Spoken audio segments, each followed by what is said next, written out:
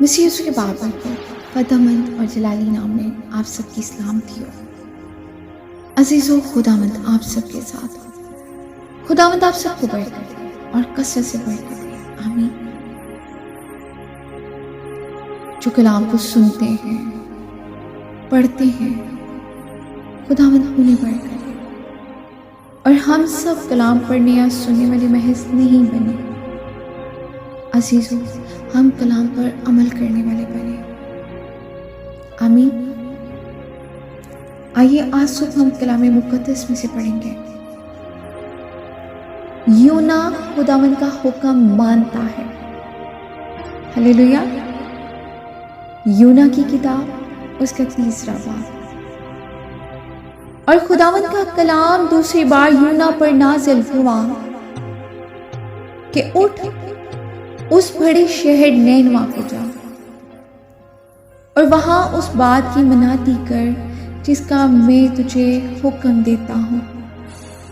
تب یونا خداوند کے کلام کے مطابق اٹھ کر نینوا کو گیا، اور نینوا بہت بڑا شہر تھا۔ اس کی مسافت 3 دن کی راہ تھی، اور یونا شہر میں داخل ہوا اور 1 دن کی راہ چلا۔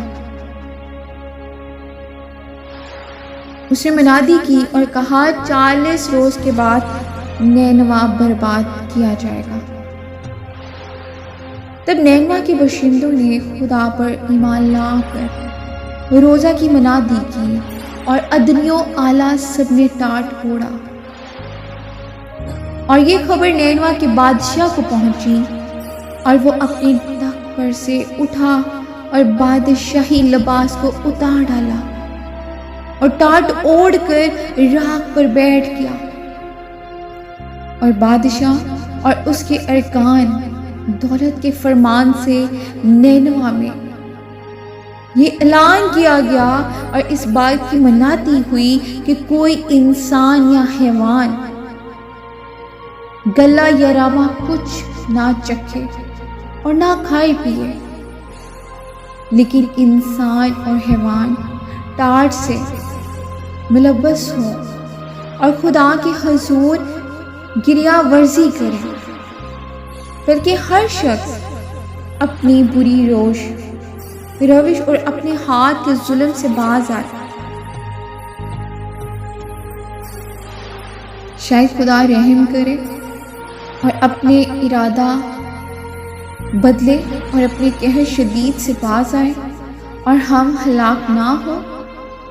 جب خدا نے ان کی یہ حالت دیکھی کہ وہ اپنی بری روش سے باز آئے، تو وہ اس عذاب سے جو اس نے ان پر نازل کرنے کو کہا تھا باز آیا اور اسے نازل نہ کیا۔